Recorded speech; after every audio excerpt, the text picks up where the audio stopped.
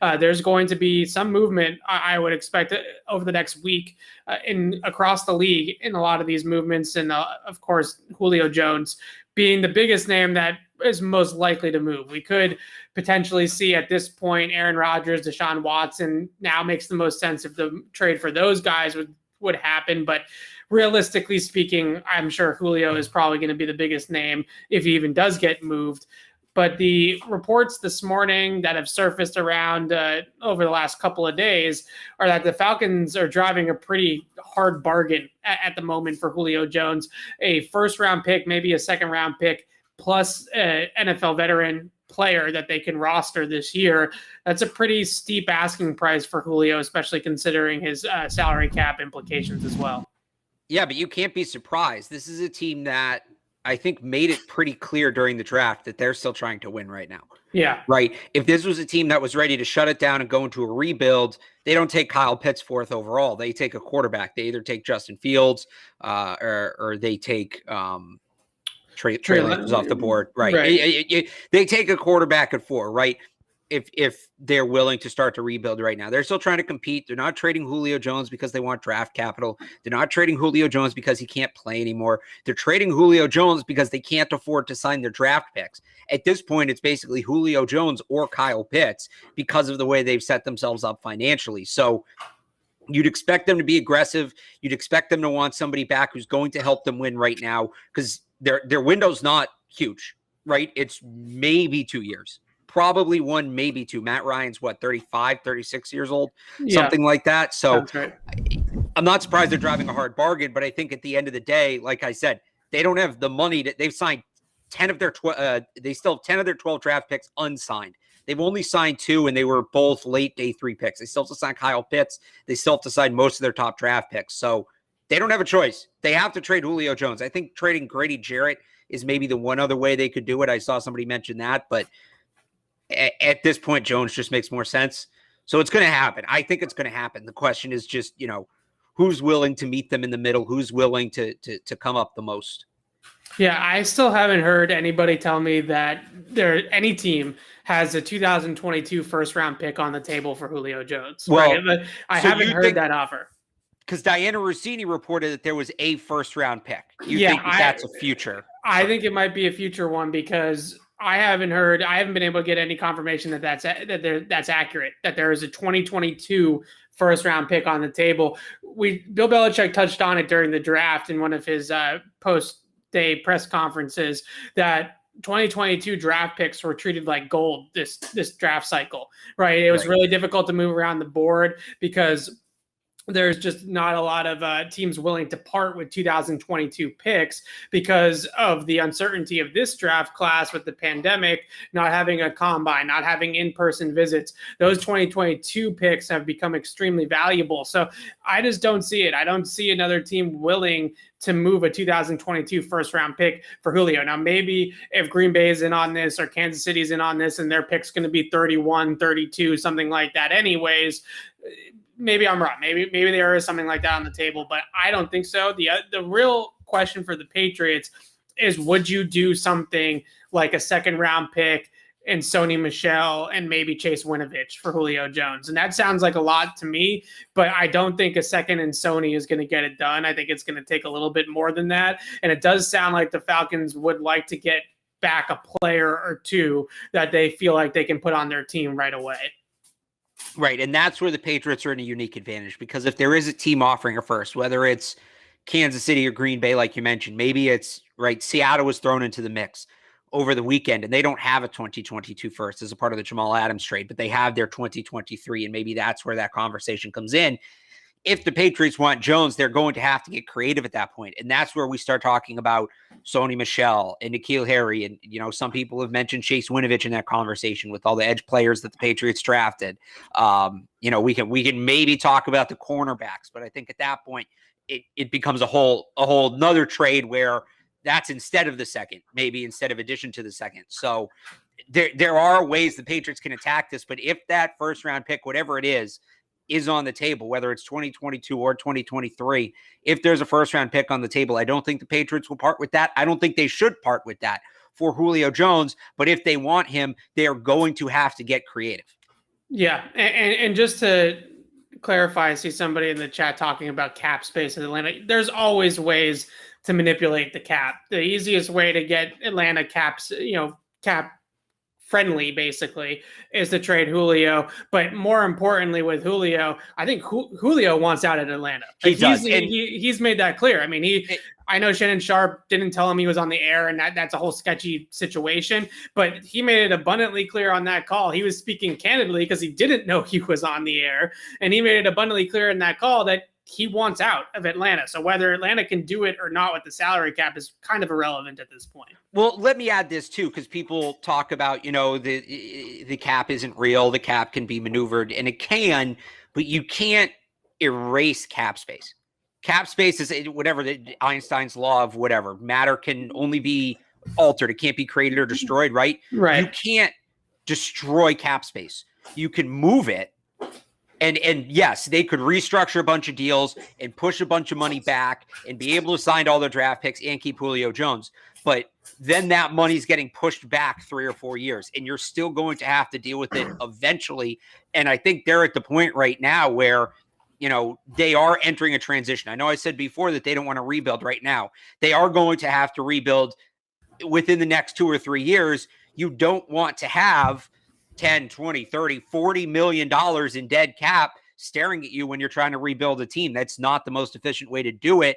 They're just trying to get out ahead of it. They're trying to rip the Band-Aid off. They're trying to bite the bullet. So yes, to say that they have to trade Jones, I guess maybe I was a little strong there, but yeah, this is the most realistic path for them to do what they want to do. As weird as that sounds, trading a guy as good as Jones is being the realistic option, everything else, it just hurt. Trading Julio Jones hurts them in the short term. He's 32. He's got a lot of money against them immediately. It hurts them in the short term. It hurts and helps them in the short term. It only hurts them in the long term to move Jones. Yeah. So they're looking at, long term wise, this is what makes sense. So I think we're both in agreement that a second round pick tacked on with one of these players that the Patriots might not look at as part of their shorter long-term window, a N'Keal Harry, a Sony Michel, maybe even a Chase Winovich, is a deal that we would make. But in reality, do you see this happening, Alex? And who's sort of your favorite at this point? Now that we could really, I have my phone next to me because we could hear about this on the show right now. This would be could very really, cool. Should I get the alarm ready? Yeah, this could happen at any point in time right now because they've been shopping Julio. Julio's been shopping himself. And this trade, they know who's out there, right? They know what the deal is. They know what the suitors are. So what do you kind of feel like is his eventual landing spot? And do you feel like I do that I'm not really sold that the Patriots are going to be in on this at the end?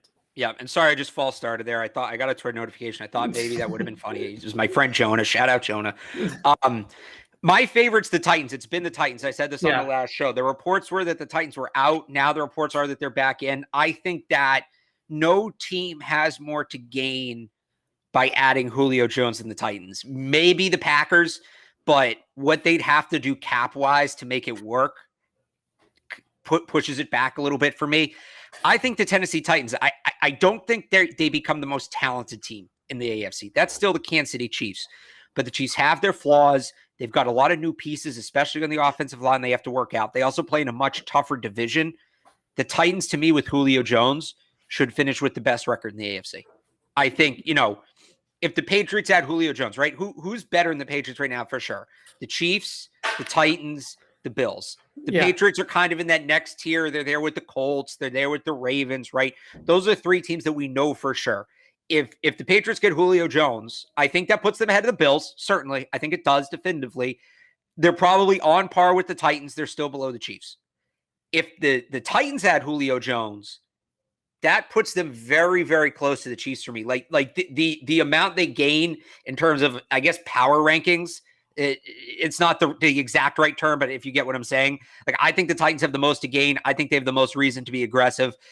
Obviously, Derrick Henry, we know, is pounding the table for it, and he's a guy that I think has the ear of their front office there. So I'm going to say the Titans. They've been my favorite. I'm going to stick with them, but I do have the Patriots second. If the Titans bow out, I think the Patriots have the most to gain and the most reason to be aggressive here. And then I put the Packers third, probably the Chiefs fourth. And then we get into the Colts and the Chargers and the Seahawks and the Niners and all those teams. Yeah, so I kind of feel like if I'm gonna go favorite, I agree with the Titans. I think Seattle wants to do anything to keep Russell Wilson happy. So I think except add to their offensive line. Except they don't seem. It's like the draw 25 meme with them in the offensive line. Right, but it does kind of feel like if Russ says, I want Julio, Russ and Julio talk and they're like, we want to play with each other, that one, the front office is almost pressured into making that deal in Seattle, just out of keeping Russell Wilson happy. I do also really like the optics of him returning to his old offensive coordinator with Kyle Shanahan in San Francisco. You know, that was a huge year, obviously, for the Falcons offense in 2016. Ryan wins the MVP, but Julio was kind of the second MVP, like sort of, it's kind of like a Devontae Smith, Mac Jones situation, right? Like the quarterback won the MVP in that situation, but it does kind of feel like a reunion with Kyle Shanahan makes a little bit of sense.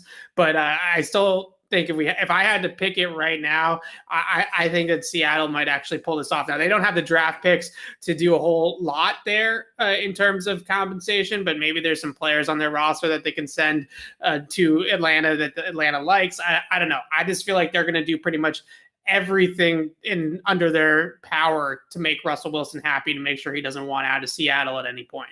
Well, some of what this comes down to as well, I think, is right. Julio doesn't have a no trade clause. Right. The Falcons can send him wherever they want. So it's going to kind of like it did with Matthew Stafford and because we dealt with it there. So if you remember back to that, it comes down to the Falcons are going to some extent honor what Julio wants because he's just, we debated this on the last show, arguably the most important player in Falcons franchise history. I think it's Michael Vick, but Julio's in the top three. I think there's no argument there.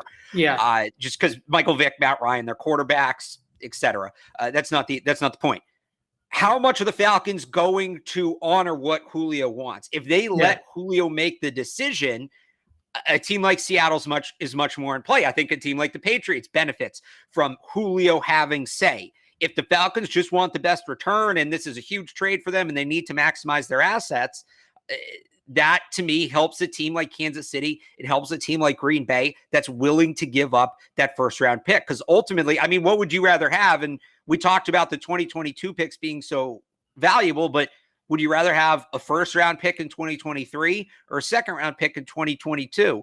I'd rather have the first because you get the extra year of team control, especially coming from the Packers. Who knows what they're going to look like? Especially coming from, if you're the Falcons, I know that they're not ready to admit that they're in a rebuild, but I think after this year, when Matt Ryan they go 6-10 with Matt Ryan again, I think they'll be ready for it at that point. And having that extra pick in 2023 in the first round becomes extremely valuable, whether they want to use it to move around the board or they want to use it as an asset in 2023. Right. And with Green Bay, they're going to need to move up to get a quarterback. So the more assets they have, first round pick, you're right. What if Aaron Rodgers is the quarterback there next year? Right? What if it's Jordan Love and that team is nowhere near as good? You just don't know. So if there's a first round pick out there for Atlanta, whether it's next year or 2 years from now, I think you take it. Again, I don't think that's coming from the Patriots. That goes to my point. The great unknown here, the reason to me why this is so hard to project is we don't know how Atlanta is going to honor Julio's wishes. That's what this will ultimately come down to, and we don't know. And by the way, there's an in-between, right? It doesn't have to be Julio picks where he wants to go and Julio has no say. We've seen teams do things where it's like, give us a list of 5 places you want to go, and we're going to pick the best offer between the 5. Give us a list of 3 places you want to go, etc. So I think it probably ends up being something like that. From everything we've heard, the Patriots would be on Julio's short list. So again, the more say Julio has, the better for the Patriots. But if you want to project this and you're playing along at home, right? And you're playing GM along at home and you want to try to project this out, the question to ask yourself is how much say do you believe the Atlanta Falcons will let Julio Jones have in his landing spot? And I don't know. Nobody knows. They're very tight-lipped about it, but that's what it's ultimately going to come down to, I think.